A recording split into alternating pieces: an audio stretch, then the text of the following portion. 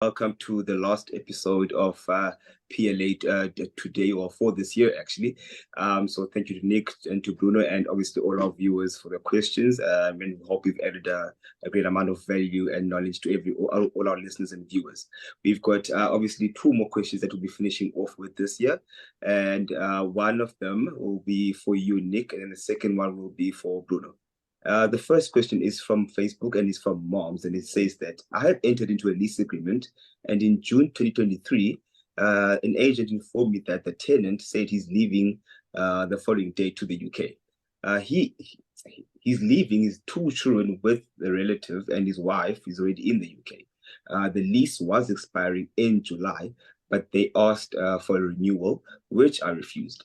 I can only give them until in November for the children to finish up with exams, and then obviously to go back to be back with them. He said his relative wants to stay for longer until in November, and I am refusing to extend for his relative as well. I was told he came back from the UK in August, and 2 weeks into and the second week in November, said he's not moving as he has not found an alternative accommodation, and he also ran to his lawyer and sent an email which was titled PI, which is the Prevention of Illegal Eviction. He refused to move, said he will move end of March. My lawyer proposed that we start an eviction process. And then the question towards the end is obviously, can I request the court to grant judgment against the tenant to pay for the lawyer costs? Okay, perfect. So legal costs. Obviously, this is one of those things that everyone who approaches a court has a question about legal costs. Am I going to get my costs back? How does that work? Okay. So to start off, the advice that the writer has received from their attorney, I believe, is to be correct.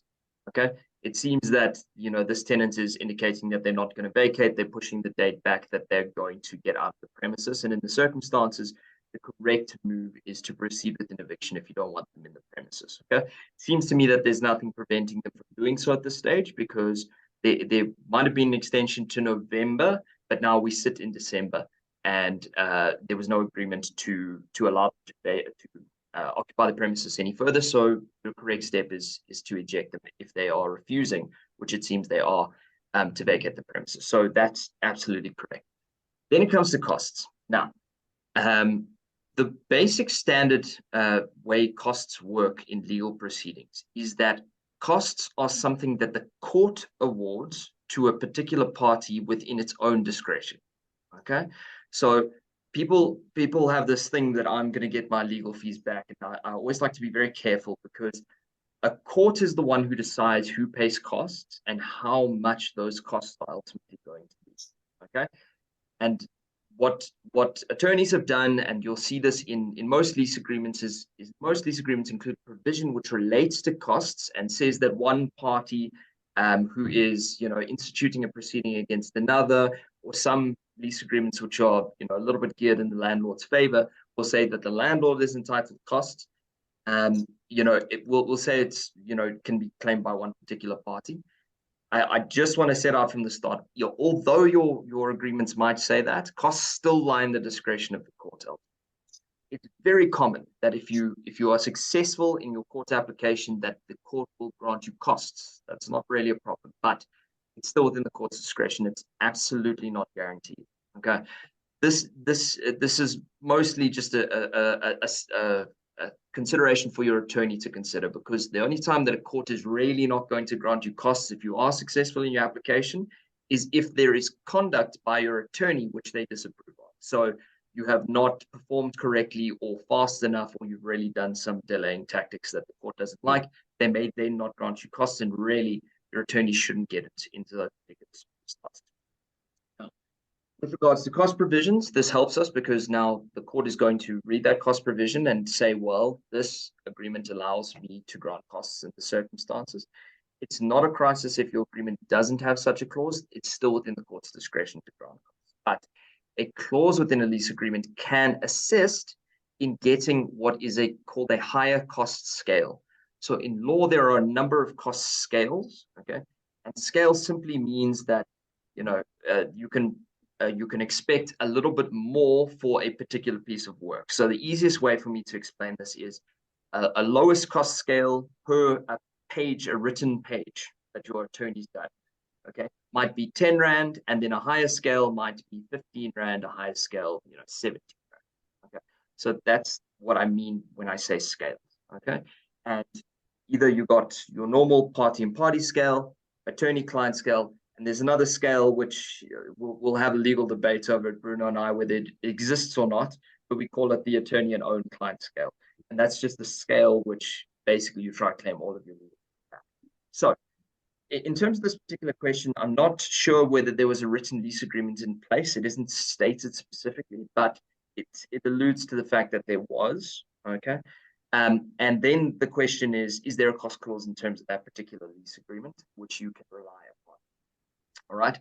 As I say, even if there isn't a particular cost clause in the lease agreement, your attorney is still in a position to claim the legal costs for having to go to court. It's going to be on the lowest scale possible, but it can be claimed. Okay. And ultimately, it's the discretion of the court to decide whether you are entitled those costs for bringing the application in the circumstances. Okay. So as your question, will you be able to get the tenant to pay the lawyer's costs? In theory, you can ask for costs against the tenant. Now, here's the way reality and legal work differ, okay? We claim costs. I can guarantee you, Bruno and I claim costs in every single one of our applications that we ever bring to court, okay, on a higher scale if it's necessary, okay? And we have got hundreds of orders, each of us, granting cost orders against hundreds of different tenants who have refused to vacate premises. And I'll speak for myself on this particular one. I think if I've collected my legal costs back from 5% of those tenants, I think that would be a gross overestimation. Unfortunately, the reality is the writer might be lucky in this particular circumstance, but if you take a circumstance where you, for instance, have a tenant who is unable to pay their rental and they're not meeting their payment obligations, okay, and this is a normal rental, it's a person who in their premises, they've got maybe a couch and a TV and a toaster.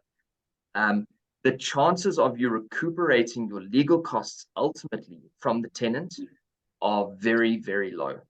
Okay. It's very unfortunate because in theory, they should pay for all your legal costs and you should be, rectified for having to incur the legal costs. But ultimately, in reality, it's very difficult to get those legal costs back from someone because they're not going to pay it willingly. And if you do really want to pursue the legal costs and go ahead and attach the assets and sell them, unless you're working with, commercial tenants sometimes have a really good, attachment value and there's some value in the assets they own. The real trick with legal costs when it comes to execution of assets of an individual who's living in an apartment, no one wants to buy a second-hand couch or a second-hand bed.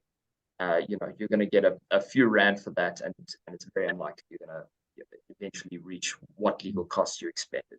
So in theory, your lawyer can, absolutely, and there's nothing wrong with that. He really should claim legal costs in his application. I just want to warn people of the realistic, recuperation of those costs that we experience on a day-to-day basis. Just a quick one. I don't see from the question, we're assuming that the tenant hasn't paid their rent. But I don't see from the question whether he has or not. It just seems like the tenant's going, listen, I've got nowhere else to move, so I'm staying. Yeah. With the possibility that he's continuing to pay the rent, he's just refusing to vacate the property.